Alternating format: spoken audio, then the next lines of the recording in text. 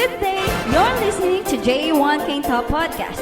We pray that this message will bring encouragement and enlightenment to your soul. For more updates, you may visit us at J1K Top Facebook. Here's your message for today. Muli po, palakpakan natin ng Diyos, yung pinakamalakas na palakpak natin kay Lord.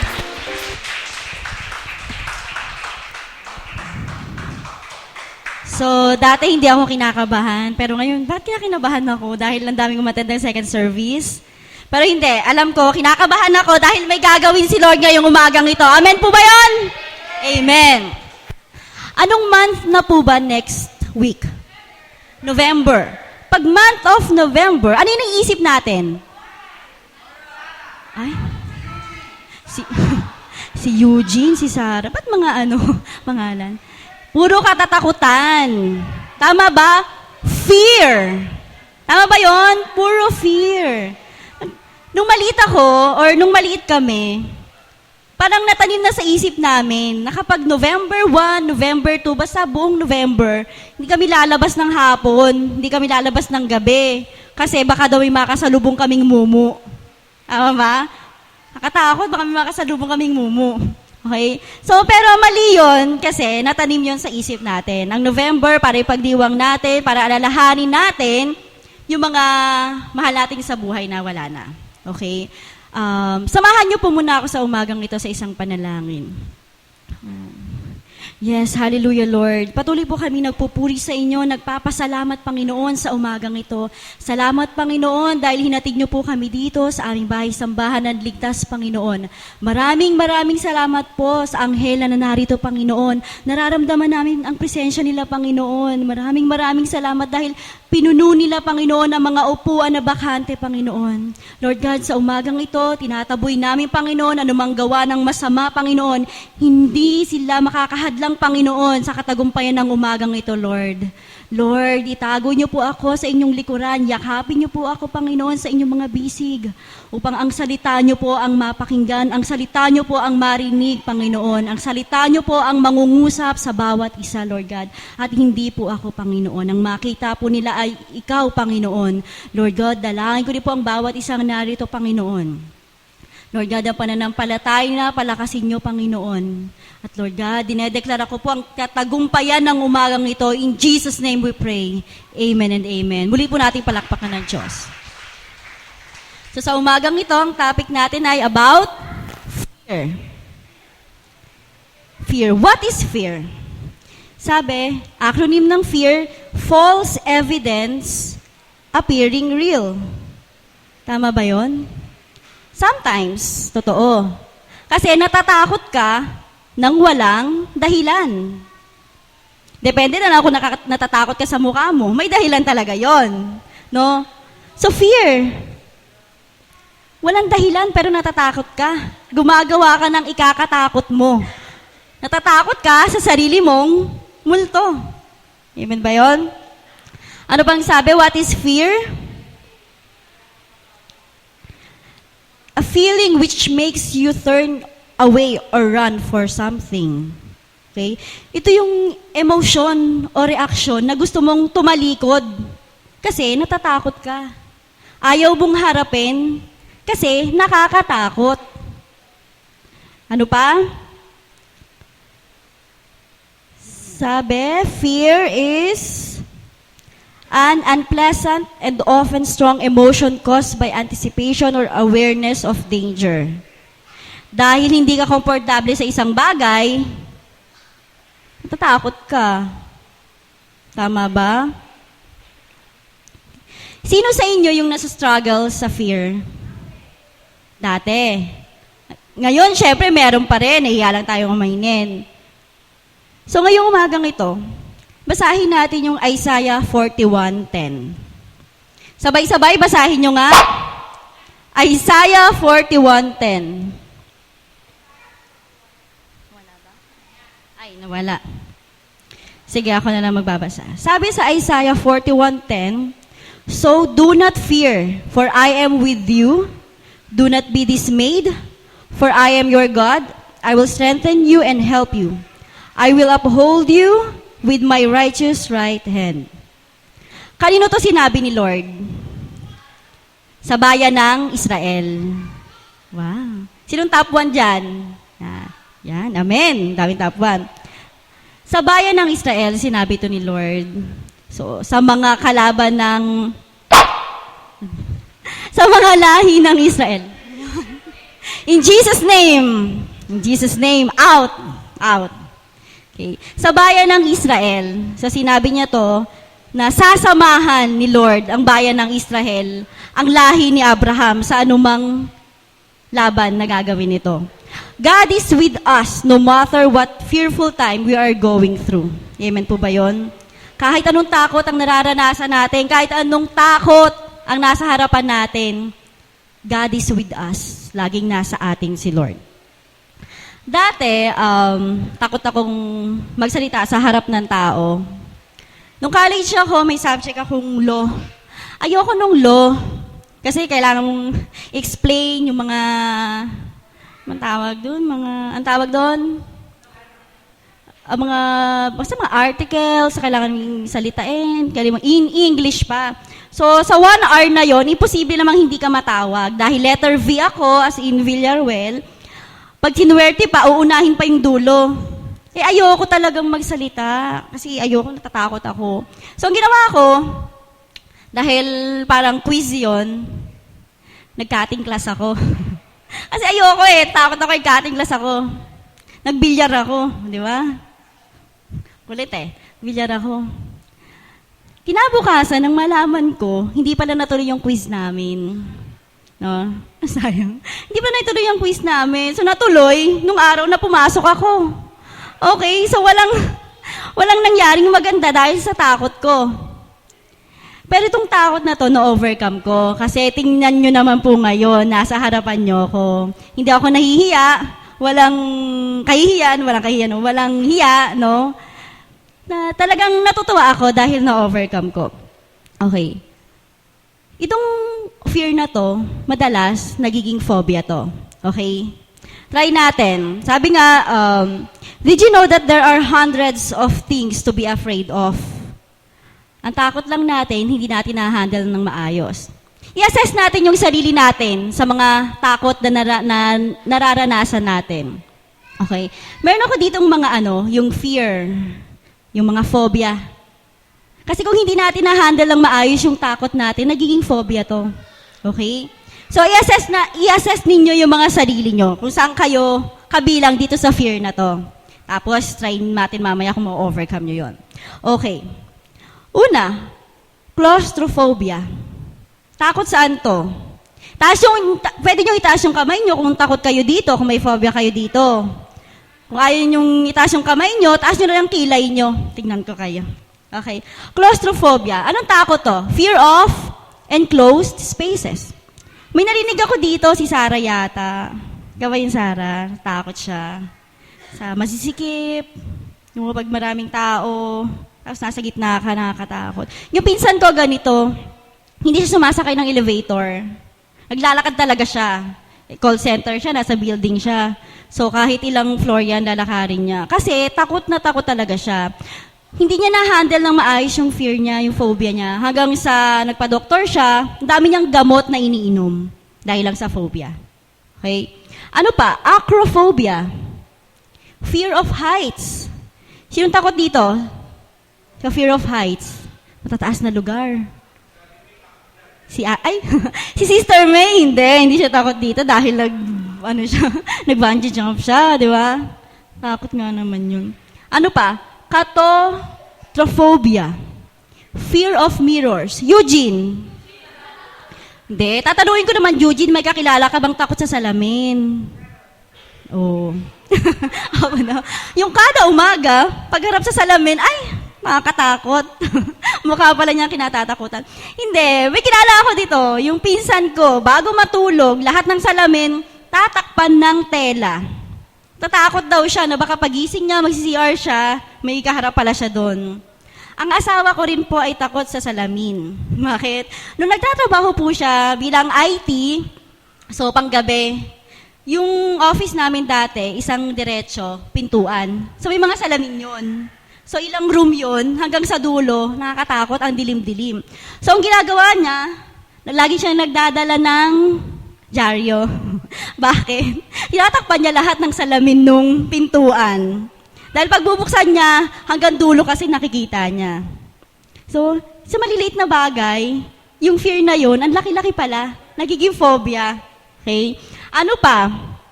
Agoraphobia, fear of streets or crossing the street. Sino may ganitong karanasan?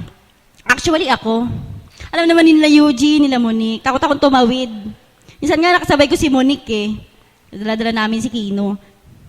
Ang daming sasakyan. Diyan lang sa may Meralco, may pedestrian na. Nga, ano ba ate, uubusin mo ba lahat ng jeep? Sabi ko, oo. Wag lang ako masagasaan. Kasi natakot ako dati. Experience ko yan. Kung napupunta kayo sa crossing, sa may SSS Capitolio, kasi nagtatrabaho sa may Capitolio eh. Lalakarin ko dati, nilalakad ko, tatawid ako sa may sports arena, napuntang kabila. Kamuntikan na akong masagasaan. Talagang dumaan yung FX, talagang nilipad yung buhok ko. Taray. Simula nun, araw-araw, tinatawid ko na lang yung overpass doon. Kahit malate ako, bahala kayo. Basta tatawid ako, dito ako dadaan sa may overpass. Kahit ang init-init, nakakahingal, aakyat, bababa, pupunta doon, no? Pinagod ko lang yung sarili ko sa takot na to. Na wala naman magandang kinahihinatnan sa akin. Ano pa? Trynophobia, fear of injection or medical needles. No? Takot sa mga matutulis na bagay. Ay, may kumakaway sa likod, si Kuya Bes. Takot sa mga karayom, sa matutulis, sa injection. Ako. Bagay daw sila ni Ate Joanne. Injectionan ka. Ay, kaya pala binigay ni Lord si Ate Joanne sa'yo para ma-overcome mo yung fear na yon. Ate Joanne, mamaya pakitusok para ma-overcome. Ano pa? Cancer phobia. From the word itself, cancer, fear of cancer. Marami sa atin natakot dito na magkaroon ng cancer. Ano pa? Brontophobia, fear of thunder and lightning. Yan. Si Eugene. Ay, alam ko na kung anong klaseng thunder yung kay Eugene. Next, necrophobia, fear of death. Sino natatakot dito? Sa kamatayan. Eugene pa rin. Next, seraphobia, fear of parents-in-law. Kalahin mo ba naman ang pagkatakot mo sa biyanan mo? Ay, phobia na rin pala. Eugene ulit? Wala pang asawa. Kinatatakutan na. Next, ito maganda to. Venustraphobia. Taray, fear of beautiful women. Takot kayo sa akin? Hindi. So, hindi effective. Ito yung sinasabi ko sa akin, glossophobia, fear of public speaking. Yung nahihiya, natakot dito sa harapan, nakala mo'y kakainin, magsasalita lang naman. Okay? Eugene na naman. Next, cacophobia, fear of ugliness. Eugene na naman! Friend, hindi ko sinasadya to, talagang umitaw lang dito, hindi ko naman alam na puro ikaw pala to. Okay. Ay, meron ito, natatakot silang pumangit. Diba? Yung mga nagpapabotox, yung mga nagpapaayos ng mukha, anong tawag sa kanila? Diba? Ang tawag sa kanila, cacophobia. Kaya pag nakakita kayo, may cacophobia ka. Taray. Fear of ugliness. Ano pa? Androphobia, fear of men. Okay. Siguro ito na broken-hearted sa lalaki. Nasaktan ng lalaki. Sino yan? Eds. May kakilala ka? Tatanungin ko lang naman kung may kakilala ka. Ay, defensive. Fear of men. Na broken-hearted ka. Sino? Ay, si Kuya Kim? Ay, si Ambal. Fear of women naman yun. Na broken-hearted ka, ayaw mo nang ma-inlove, kinasusuklaman mo na yung mga lalaki. No? Ito talagang mga lalaking to, walang ginawa kundi magsakta ng damdamin ko. Ayaw na, may inner hurts. Ito pa, last na nakuha ko. Anuphobia. Fear of staying single. Si Kuya Ambal ulit. Ay, nanay. Natatakot na maging single. Okay? Dati, naranasan ko rin to. Kumakanta ako dati sa kasal. Tinigilan ko. Bakit? Kasi baka mamaya sabi ko, kanta ako ng kanta sa kasal, mamaya ako na pala hindi makakantahan dahil baka hindi ako ikasal. O, di ba? Yan. So, na-assess niyo yung sarili niyo. Totoo ba? Meron kayong mga phobia?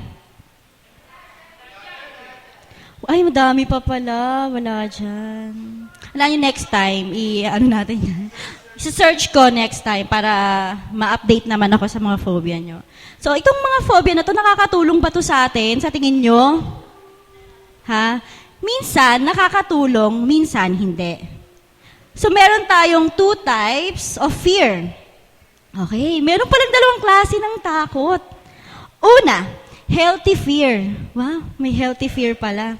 Sabi, sometimes it is good to be afraid. It is the emotion of fear that reminds us to keep out of danger.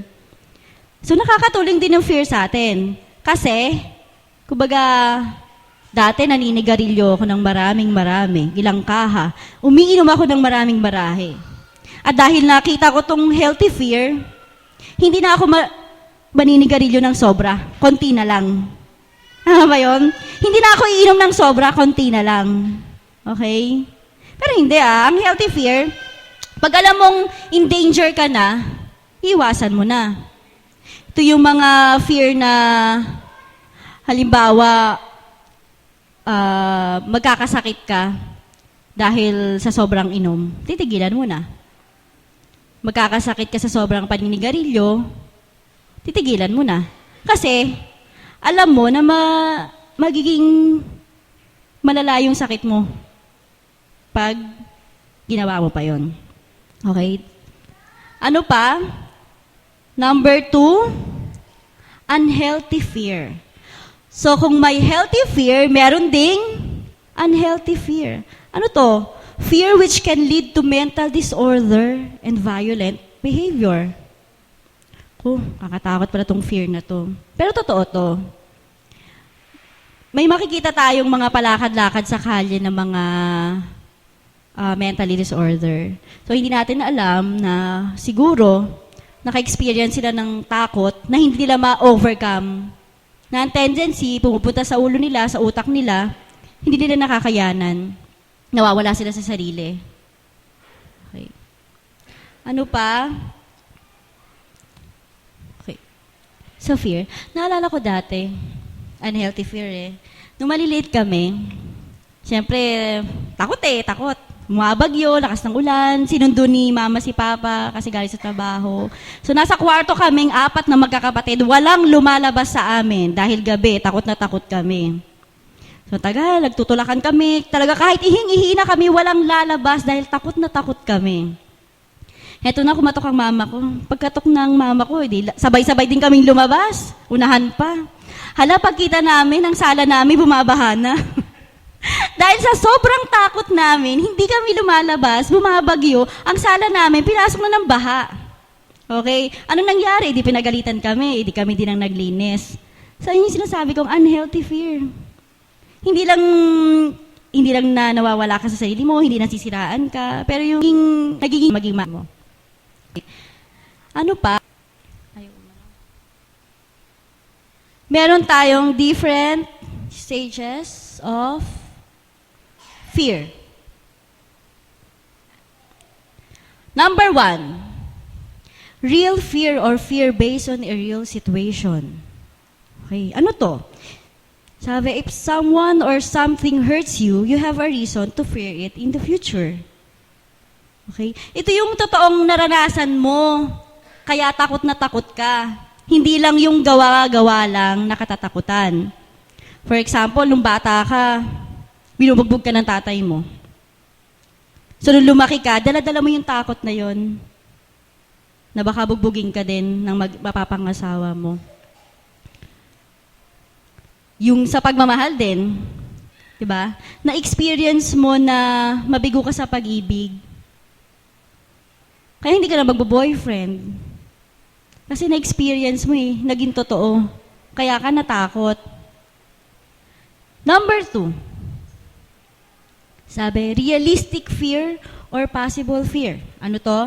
Fear based in reality that causes a person to avoid a threat in the first place. So ito yung fear na alam mong mangyayari o posibleng mangyari, kaya iniiwasan mo. Para tong unhealthy fear na gusto mong hindi masaktan dahil sa takot na nararamdaman mo. Sabi nga, natatakot kang lumala yung sakit mo, kaya iinom ka ng gamot. Okay? Sabi, alam mong pag tumawid ka ng may sasakyan, masasagasaan ka. Kasi reality mangyayari. Posibleng mangyari. Alam mong takot ka sa matataas na lugar. Na kapag tumalong ka, alam mong mangyayari na, mamatay ka. Okay, ang simple lang nung reality fear. Pang-third, sabi, exaggerated or emotional fear. Ang OA din pala ng fear natin. Fear deals with an individual recalling past fears or occurrences and injecting them into a current situation. Tapos na yung takot mo. At dahil nga naging phobia na to, ina-apply mo pa rin siya sa current situation mo. Minsan hindi na dapat i-apply, pero ina-apply mo pa rin. Okay, for example, may nakita kami, napanood kang nag-crash yung plane, bumagsak. So, feeling mo, kada sasakay ka ng eroplano, babagsak. Okay? Napaka-OA na nung pagkatakot mo. No? Kumbaga, nagiging hindrance na siya para mabuhay ka ng maayos, para maging mapaayos yung buhay mo. So ngayon, ways to overcome fear. Paano na ba nating ma-overcome yung fear? Di ba kanina, meron tayong mga phobias. In-assess nyo nga yung sarili nyo kung saan kayo sa phobia na to. So ngayon naman, ano-ano ba yung mga ways para ma-overcome natin yung fear? Number 1, faith. Siyempre, unang-una yung pananampalataya natin kay Lord para ma-overcome natin yung fear natin. Kung wala tayong pananampalataya, nagda-doubt tayo na hindi natin mapapaglabanan yung fear natin. Sabi, choose faith instead of doubt. Okay? Kung nagda-doubt ka, wala mangyayari sa'yo. Hindi mo mapapaglabanan yung takot mo. Sabi, attitude is 10% of what's happening to you. But it's 90% of the way you choose to react. Totoo naman, 10% yung attitude mo. Pero yung way, yung reaction natin, 90% ang ibinibigay natin. So kung 90%, pipiliin mong magduda ka, pipiliin mong matakot, wala, babagsak ka. Pero kung 90%, pipiliin mong palakasin yung pananampalataya mo, kaysa matakot ka, amen yun. Mag-i-improve ka, ma-overcome mo yung fear mo. Sabi sa Hebrews 11:1, faith is the confidence. Diba? Faith is the confidence that what we hope for will actually happen. It gives us assurance about things we cannot see. Okay? So, talong-talo ni faith yung fear. Talong-talo ni faith yung doubt. Kahit hindi mo nakikita, kahit hindi mo nararamdaman, or kahit hindi mo nakikita, basta't may faith ka, magiging successful ka sa pag-overcome mo ng fear mo. Number 2, meron pala. Sabi, faith comes by hearing the word of God. Totoo ba? Nakukuha mo yon sa pakikinig mo ng salita ng Diyos. Sa pagbabasa mo ng salita ng Diyos. Sabi, the more you read the word of God, the more faith you will have and the less fear you will have. O, diba? Ang ganda nito The more you read the word of God, the more faith you will have and the less fear you will have. Amen po ba doon? Naantok po ba kayo? Ay, amen daw. Number 2, encouragement. Do we bring comfort and encouragement to the people we know? Exhort one another. Encourage mo yung ibang tao. For example, na-overcome yung fear mo. Yung ibang tao, kailangan din nila ng encouragement eh. Siyempre, na-experience mo naman na ma-overcome yung fear mo. Sabihin mo sa kanila, ikwento mo sa kanila. Encourage mo sila, huwag kang matakot. Kayang-kaya mo yan. Dahil may pananampalataya ka kay Lord. Okay? Hindi lang yung sarili mo na kailangan mong i-encourage. Yung ibang tao din, encourage mo. Lalo na yung mga kapatid natin sa pananampalataya na nandun pa rin yung sobrang takot sa sarili nila. Sabi sa Hebrews 3:13, but encourage one another daily. So araw-araw, sa araw-araw mo silang nakikita, i-encourage mo sila. As long as it is cold today, so that none of you may be hardened by sin's deceitfulness. Okay, so araw-araw, i-encourage mo sila. Okay, para ma-overcome yung fear nila. Number 3, abide. Keep the promises of God. To conquer your fears, surrender them to the Lord. Sabi sa Psalm 34:4, I sought to the Lord and He answered me. He delivered me from all my fears. Surrender natin lahat kay Lord yung takot natin. Kasi kung sa tao mo isusurrender yun, huwag kang umasa na matutulungan kanila. Kasi baka mamaya yung pinagsabihan mo, takot din pa sila doon. Baka nga mamaya, mas malala pa pala sila sa takot na nararamdaman mo. Unang-una, kay Lord, isurrender mo lahat. Diba? Magsumuka kay Lord kung ano yung takot na nararamdaman mo. Kung hindi mo man ma-overcome ngayong araw na to, may plano si Lord kung kailan niya to ma-overcome. Amen? Takot lang to. Napakaliit na takot. Pero ang pananampalataya natin kay Lord, malaki. At kapag sinurrender nga natin kay Lord, talaga nga namang sobra-sobra din pagpapalang ibibigay niya sa atin. Sabi, sundin ang mga utos ni Lord. Maging close ka kay Lord. Kung hindi ka close kay Lord, wala. Katakot ka na lang. Yan. Katakot. Number 4, ways to overcome our fear, resist. Sabi, don't let fears destroy you. Huwag mong hayaan yung takot mo, nasirain ka. Totoo naman nai-experience natin yan. Napapasira tayo sa takot natin. Paano?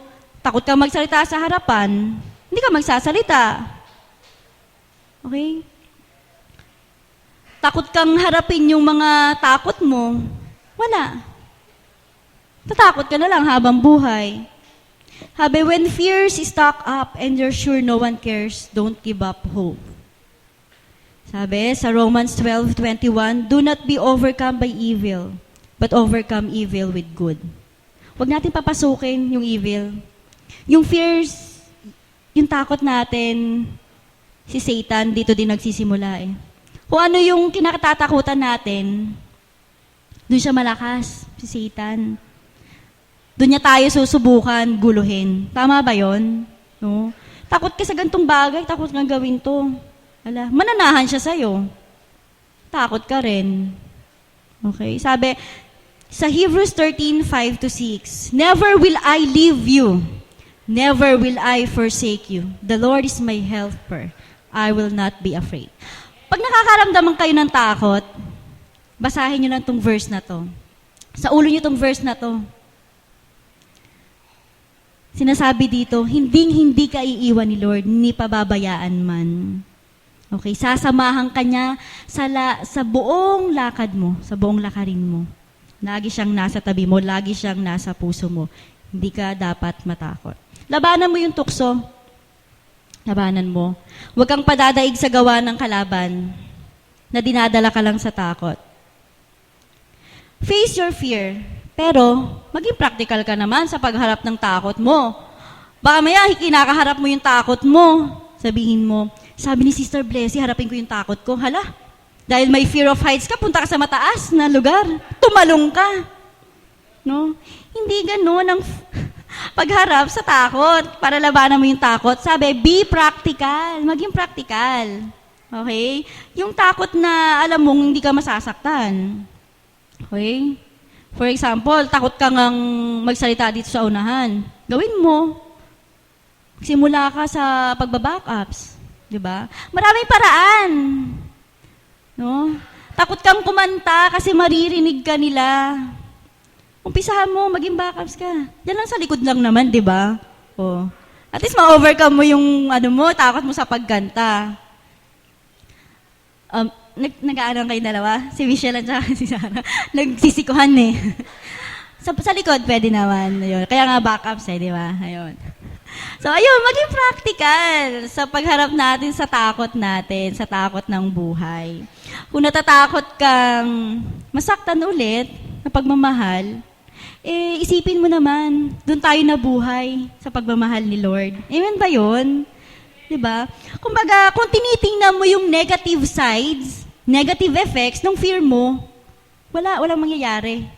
Pero kung titingnan mo yung positive sides, positive effects ng fear mo, di mo alam na may mas bigger plan si Lord para sa'yo. Okay? Ano pa? Naalala ko dati, nung birthday ko, pag magbe-birthday ako, for 3 consecutive years, laging may nangyayaring masama sa akin. Totoo po yun. Tatrabaho ako. Una, September kasi yung birthday ko. Sa September, tatawid na lang ako ng kalsada sa National Road. Malapit na birthday ko. Siguro mga 2 days na lang may birthday na ako. So, umaga, maraming pasahero. Nung nasa gitna na ako, nadapa ako. Hindi ko na narinig ang sarili kong sumigaw. Ang narinig ko na lang yung nasa waiting shed pareho. Yung para sa akin sila lahat nakatingin ako. At inaantay ako ng jeep. Talagang pagkakadapa ako ay nakakahiya. No? Talagang yung slacks ko, actually hindi yung slacks pantalon yun pants na itim Talagang nabutas siya. Pero sumakay pa rin ako doon sa nag-aantay na jeep. Siyempre napahiya ka na nga, hindi ka pa ba sasakay? So umiyak ako kasi ang sakit talaga. So magbe-birthday ako noon. Sumunod na taon, so magbe-birthday na naman ako, sakay na naman ako ng jeep. Ay, siguro nga jeep ang may kasalanan. Sakay ulit ako ng jeep, umupo ako doon sa unahan. Yung sa may tabi, may pintuan. Unahan. So, sa Cardona, sino bang nakarating na sa Cardona? Puro zigzag yun no? Ate Divine, no? Puro zigzag yun doon. So, ayan. Ay, si Ate Edsa, umahabla pa, te. Habol pa, te. Pasok pa sa habol mo, te. Ayun. So, zigzag na, yan. Yan. Gising na gising ako. Aba, maya-maya, pag talagang, tatagilid na, ay nako, bumukas po ang pintuan ng tabi ko. At buti na lang nahawakan ako nung katabi ko para hindi ako malaglag. Pero talagang bukas na. Pangalawang taon yon. Heto naman ang pangatlong taon. Sa totoo po talaga, 3 taon yon sunod-sunod. Heto na ang pangatlong taon. Sakay ulit ako ng jeep. Puro jeep na lang. Yes, Ate Divine, in Jesus' name, bilang kotse. Laruan. Sakay na naman ako ng jeep. Ayaw nga, baka sa jeep lang talaga. Ito yata yung sabi ni Lord. No? Ngayon ko lang na-realize. Sakay ako ng jeep. So, syempre nag-ingat ako, Takot na ako FX na lang. Ay, walang FX noon. Syempre nag-ingat ako, ginawa ko. Doon ako sa likod ng driver mo po. Lanang di na mabubuksan yung pintuan doon. Ito na, sa sigsag naman ng Antipolo. Sino nakarating ng Antipolo? Puro sigsag doon, no, kuya? Mas matindi ang sigsag doon kaysa sa Teresa. Doon na, ingat ako, sa likod ako ng driver. Aba, maya-maya may sumusuka sa harapan ko. Excuse me na po, sumusuka. May sumusuka sa harapan ko, bata. Maya-maya, nag-spark yung jeep, yung sa harapan ng jeep, sumilab. Ay, nako. Hindi ako makatakbo Kasi nasa likod ako ng driver. Di ba? Nag-ingat na nga ako. Aba, hinabol pa ako. Hindi ako nakatakbo dahil sa likod nga ako ng driver. Talagang, ay naku, nag-spark. Hindi tigil. Sabi ng ate ko, tsaka sabi ng kaibigan ng ate ko, naku, nogat. Sige. Sabi niya, naku, kung sa Antipolo ka dumadaan, tapos laging may nangyayari sa iyong masama, lumipat ka. Sa Tikling ka magdaan. No? Sabi ko, ay hindi. Ngayong taon na to, walang mangyayari sa aking masama. Hindi ako padadaig sa takot. No? Si Satan lang naman yun Di ba kasi syempre, yung mga iba naniniwala na natatakot sila na kapag birthday mo, di ba, tsugi effect ka. No? Wala naman Di ba may paniniwalang gano'n na mali naman? Kasi si Lord lang naman nakakaalam na kung kailan ka tsugiin. No? So sabi ko, hindi. Sabi ko, in Jesus' name, dito ako dadaan. Alam ko walang mangyayari sa akin. Sa tingin nyo, may nangyari sa akin? Abangan nyo po sa next na preaching ko. O meron ba? Sa biyaya po ni Lord, walang-walang nangyari sa akin masama. At bumuhos pa yung pagpapala sa akin. Amen po ba yun?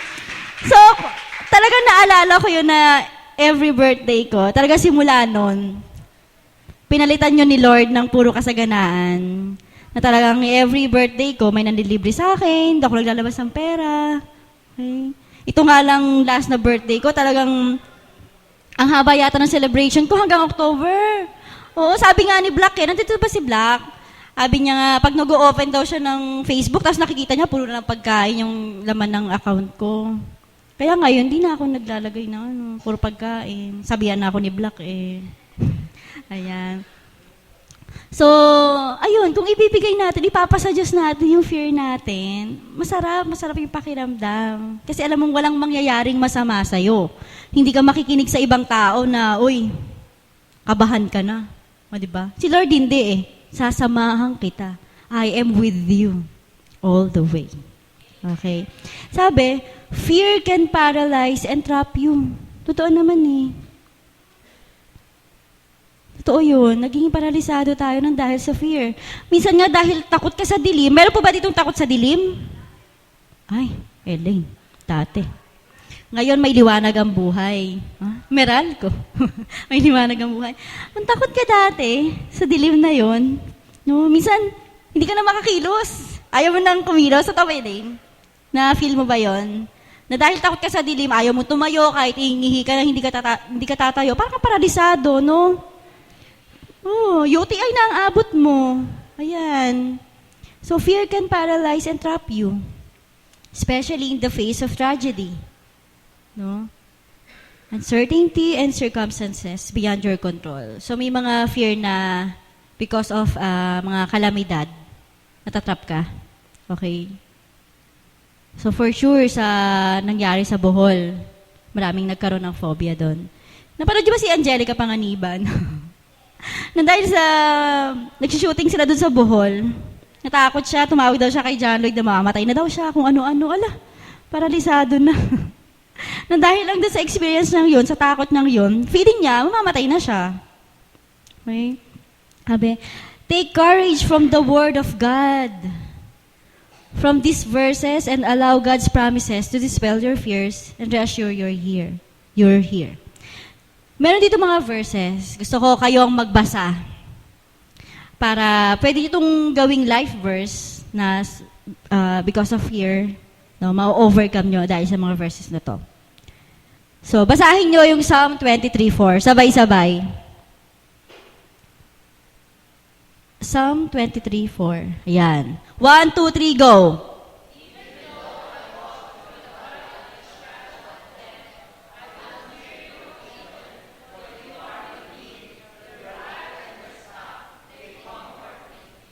Wow, amen. So, even though I walk through the valley of shadow of death. Kumbaga sabi nga, yung isang paa mo nasa hukay na. Tama ba yun? Yung isang paa mo nasa hukay na. Pero dahil sa Word of God, naaalis yan. Inaalis ni Lord yung paa mo sa hukay. Okay? Wala kang dapat katakutan dahil ang lakas mo, si Lord. Sabi nga, ang batong sandigan mo, si Lord, na kailanman, hindi mabubuwag. Ay, ano yun, te? Hindi magigiba. Yun. Hindi mabubuwag, hindi magigiba. Okay. Alam niyo yung kantang It Is Well? Youth pala itong mga to. Kaya hindi niyo masyadong ganong alam yung It Is Well. Alam niyo yun, It Is Well? Ay, si Ate Marie daw, kakantahin mo. Yung when peace like a river accompanies my way, when sorrows like waves swiftly roll. Yung chorus na, hindi ko kabisado rin Yung it is well with my soul, it is well with my soul. Diba? Alin niya? Ang mga fans ko, music ministry sa likod. Alam niyo yung kantang yon? Alam niyo yung story behind doon? Isang mayamang tao na namatay yung mga anak niya. Tapos, nung umalis yung asawa niya, tsaka yung isa pa niyang anak, namatay din yung anak niya.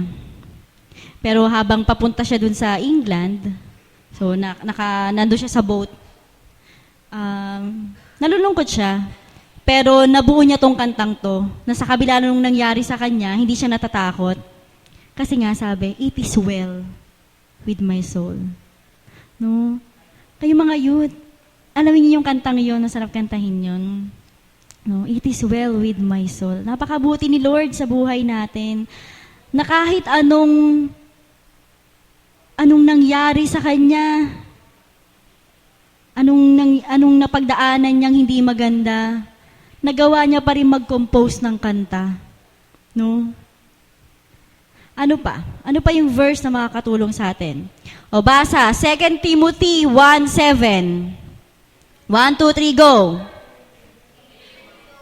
Ayan. Ulit. 2 Timothy 1:7. Go!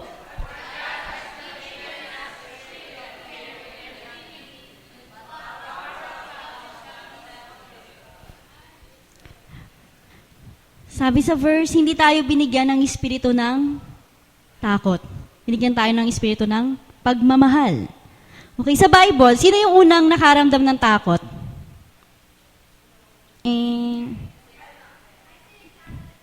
Ay, top 1 talaga si Elaine.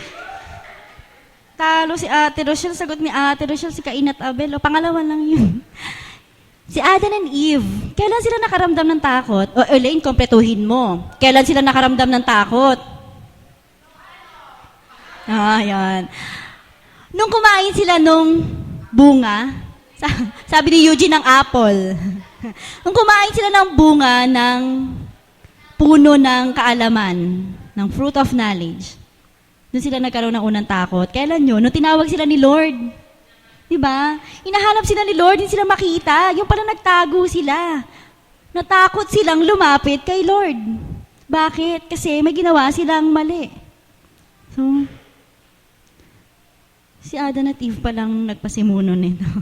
Okay. So, ano pa? Ano pa yung verse na makakatulong sa akin? Makakatulong sa atin? John 14:27. 1, 2, 3, go!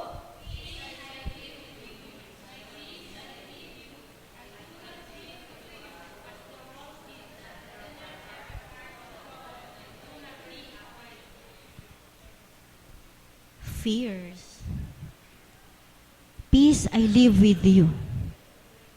Peace I give you. I do not give to you as the world gives. Do not let your hearts be troubled and do not be afraid. Okay? Sabi, fears tend to grow, sometimes out of control. The more you afraid, the less you live the life that God has for you. Okay? Dahil sa sobrang takot mo, hindi mo na nasusundan yung plano ng Diyos sa'yo. Imbis na dire-diretso ka lang, napapaligo ka kasi natatakot ka. Okay? Sabi, the more you afraid, the less you live the life that God has for you.